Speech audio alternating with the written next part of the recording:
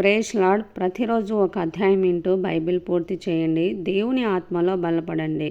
ఆదికాండము 31వ అధ్యాయము 1వ వచనం. లాబాను కుమారులు మన తండ్రికి కలిగినది యావత్తును యాకోబు తీసుకొని మన తండ్రికి కలిగిన దాని వలన ఈ యావదాస్తి సంపాదించానని చెప్పుకొనిన మాటలు యాకోబు వినెను. మరియు అతడు లాబాను ముఖము చూచినప్పుడు అది నిన్న మొన్న ఉండినట్లు అతని ఎడల ఉండలేదు. అప్పుడు యెహోవా నీ పితరుల దేశమునకు నీ బంధువుల యొద్దకు తిరిగి వెళ్ళుము, నేను నీకు తోడై ఉండేదనని యాకోబుతో చెప్పగా, యాకోబు పొలములో తన మంద యొద్దకు రాహేలును లేయాను పిలువనంపి వారితో ఇట్లనెను, మీ తండ్రి కటాక్షము నిన్న మొన్న నా మీద ఉండినట్లు ఇప్పుడు నా మీద ఉండలేదని నాకు కనబడుచున్నది. అయితే నా తండ్రి యొక్క దేవుడు నాకు తోడై ఉన్నాడు. మీ తండ్రికి నా యావశక్తితో కొలువు చేసితనని మీకు తెలిసే ఉన్నది. మీ తండ్రి నన్ను మోసపుచ్చి 10 మార్లు నా జీతము మార్చెను. అయినను దేవుడు అతని నాకు హాని చేయనీయలేదు. అతడు పొడలు గలవి నీ జీతమగునని చెప్పినడలా అప్పుడు మందలన్నీయు పొడలు గల పిల్లలను ఈనెను. చారలు గలవి నీ జీతమగునని చెప్పినడలా అప్పుడు మందలన్నీయు చారలు గల పిల్లలు ఈనెను. అట్లు దేవుడు మీ తండ్రి పశువులను తీసి నాకిచ్చెను. మందలు చూలుకట్టు కాలమున నేను స్వప్నమందు కన్నులెత్తి చూడగా, గొర్రెలను దాటు పొట్టేళ్ళు చారలైనను పొడలైనను మచ్చలైనను గలవై ఉండెను. మరియు ఆ స్వప్నమందు దేవుని దూత యాకోబు అని నన్ను పిలవగా, చిత్తం ప్రభువా అని చెప్పి తిని, అప్పుడు ఆయన నీ కన్నులెత్తి చూడుము, గొర్రెలను దాటుచున్న పొట్టేళ్ళన్నీయు చారలైనను పొడలైనను మచ్చలైనను గలవి.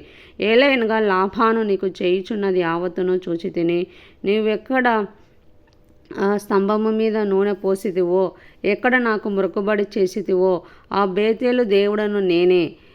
ఇప్పుడు నీవు లేచి ఈ దేశంలో నుండి బయలుదేరి నీవు పుట్టిన దేశమునకు తిరిగి వెళ్ళుమని నాతో చెప్పాను. అందుకు రాహేలు లేయాయు ఇంకా మా తండ్రి ఏంట మాకు పాలు పంపు లెక్కడివి? అతడు మమ్మను అన్యులుగా చూచుటలేదా? అతడు మమ్మను అమ్మివేసి మాకు రావాల్సిన ద్రవ్యమును బొత్తుగా తీసివేశాను. దేవుడు మా తండ్రి యొద్ద నుండి తీసివేసిన ధనమంతయు మాదియు మా పిల్లలదినై ఉన్నది కదా.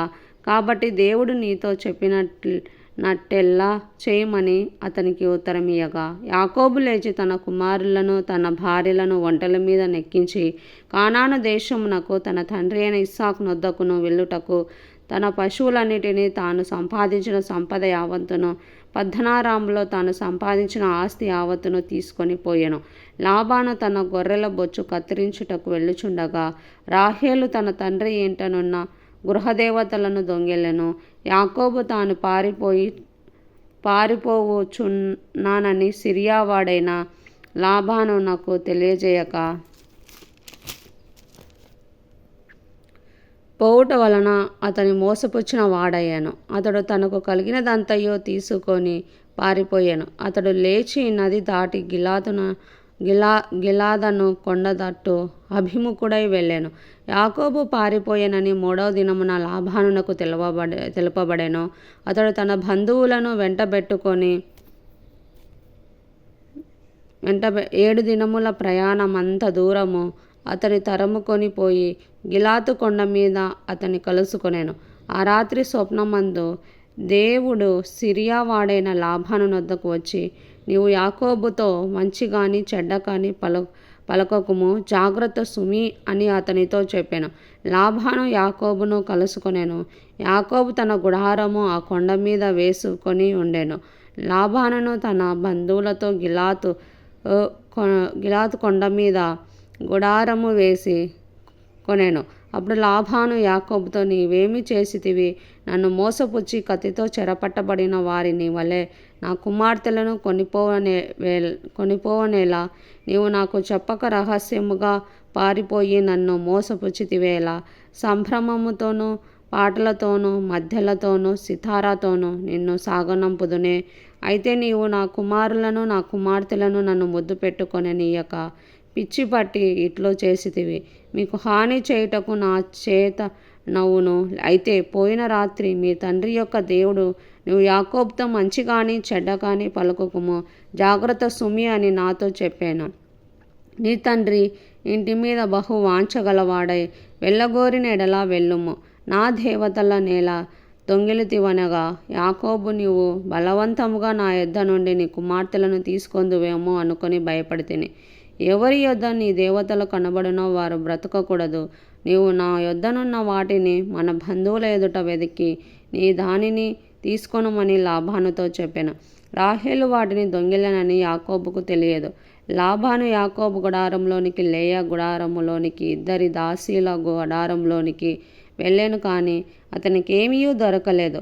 తర్వాత అతడు లేయా గుడారంలో నుండి బయలుదేరి రాహేలు గుడారములోనికి వెళ్ళాను. రాహేలు ఆ విగ్రహములను తీసుకొని ఒంటె సామాగ్రిలో పెట్టి వాటి మీద కూర్చుండెను. కాగా లాబాను ఆ గుడారం అంతటను తడివి చూసినప్పటికీ అవి దొరకలేదు. ఆమె తన తండ్రితో, తమ ఎదుట నేను లేవలేనందున తాము కోపపడకూడదు, నేను కడాగానున్నానని చెప్పాను. అతడు ఎంత వెదికినను ఆ విగ్రహములు దొరకలేదు. యాకోబు కోపపడి లాబానుతో వాదించి అతనితో, నీవిట్లు మండిపడి నన్ను తరుమునేలా? నేను చేసిన ద్రోహమేమి, పాపమేమి? నీవు నా సమస్త సామాగ్రి తడివి చూచిన తరువాత నీ ఇంటి వస్తువులన్నిటిలో ఏది దొరికెను నా వారి ఎదుటను నీ వారి ఎదుటను అది ఇట్లు తెచ్చిపెట్టుము. వారు మన ఉభయుల మధ్య తీర్పు తీర్చుదురు. ఈ 20 ఏండ్లు నేను నీ యొద్ద నుంటిని. నీ గొర్రెలనైనా మేకలైనను ఈడ్చుకొని పోలేదు. నీ మంద పొట్టేళ్లను నేను తినలేదు. దుష్టమృగముల చేత చీల్చబడిన దానిని నీ యొద్దకు తేక ఆ నష్టము నేనే పెట్టుకొంటిని. పగటి యందు దొంగిలింపబడిన దానినేమి, రాత్రి యందు దొంగిలింపబడిన దానినేమి నా యొద్ద పుచ్చుకొంటివి. నేను ఇలాగుంటిని. పగటి ఎండకును రాత్రి మంచుకును నేను క్షీణించిపోతిని. నిద్ర నా కన్నులకు దూరమాయెను. ఇదివరకు నీ ఇంటిలో 20 ఏండ్లు ఉంటిని. నీ 2 కుమార్తెల నిమిత్తము 14 ఏండ్లును, నీ మంద నిమిత్తము 6 ఏండ్లును నీకు కొలువు చేసితిని. అయినను నీవు నా జీతం 10 మారులు మార్చితివి. నా తండ్రి దేవుడు అబ్రహాము దేవుడు, ఇస్సాకు భయపడిన దేవుడు నాకు తోడై ఉండని ఎడల నిశ్చయముగా నీవు నన్ను వట్టి చేతులతోనే పంపివేసి ఉందువు. దేవుడు నా ప్రయాసమును నా చేతుల కష్టమును చూచి పోయిన రాత్రి నిన్ను గద్దించెనని లాబానుతో చెప్పాను. అందుకు లాబాను, ఈ కుమార్తెల నా కుమార్తెలు, ఈ కుమారులు నా కుమారులు, ఈ మంద నా మంద, నీకు కనబడుచున్నది అంతయు నాది. ఈ నా కుమార్తెలైనను వీరు కనిన కుమారులైనను నేడు నేనేమి చేయగలను? కావున నేనును నీవును నిబంధన చేసుకుందాము రమ్ము. అది నాకును నీకును మధ్య సాక్షిగా ఉండునని యాకోబుతో ఉత్తరమియ్యగా, యాకోబు ఒక రాయి తీసుకొని దాని స్తంభముగా నిలువబెట్టాను. మరియు యాకోబు రాళ్ళు కూర్చడని తన బంధువులతో చెప్పాను. వారు రాళ్ళు తెచ్చి కుప్ప వేసిరి. అక్కడ వారు ఆ కుప్ప యొద్ద భోజనం చేసిరి. లాబాను దానికి యగర్ షహదూత అను పేరు పెట్టాను. అయితే యాకోబు దానికి గలేదు అను పేరు పెట్టాను. లాబాను, నేడు ఈ కుప్ప నాకును నీకును మధ్య సాక్షిగా ఉండునని చెప్పాను. కాబట్టి దానికి గలేదను పేరు పెట్టాను. మరియు మనము ఒకరినొకరము దూరంగా నుండక యెహోవా నాకును నీకును మధ్య జరుగునది కనిపెట్టునని చెప్పాను. కనుక దానికి మిస్పా అను పేరు పెట్టబడెను.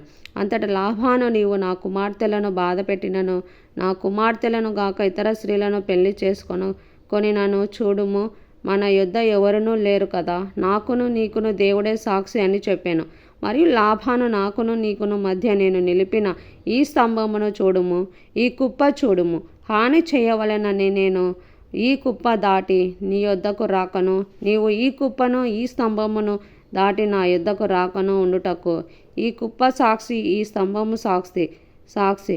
అబ్రహాము దేవుడు, నాహోరు దేవుడు, వారి తండ్రి దేవుడు మన మధ్య న్యాయము తీర్చునని చెప్పాను. అప్పుడు యాకోబు తన తండ్రి అయిన ఇస్సాకు భయపడిన దేవుని తోడని ప్రమాణము చేశాను. యాకోబు ఆ కొండ మీద బలి అర్పించి భోజనం చేయుటకు తన బంధువులను పిలువగా, వారు భోజనము చేసి కొండ మీద ఆ రాత్రి వెళ్ళబుచ్చిరి. తెల్లవారినప్పుడు లాబాను లేచి తన కుమారులను తన కుమార్తెలను ముద్దు పెట్టుకొని వారిని దీవించి బయలుదేరి తన ఊరికి వెళ్ళిపోయాను. దేవుడి వాక్యంను ఆశీర్వదించునుగాక. ఆమేన్.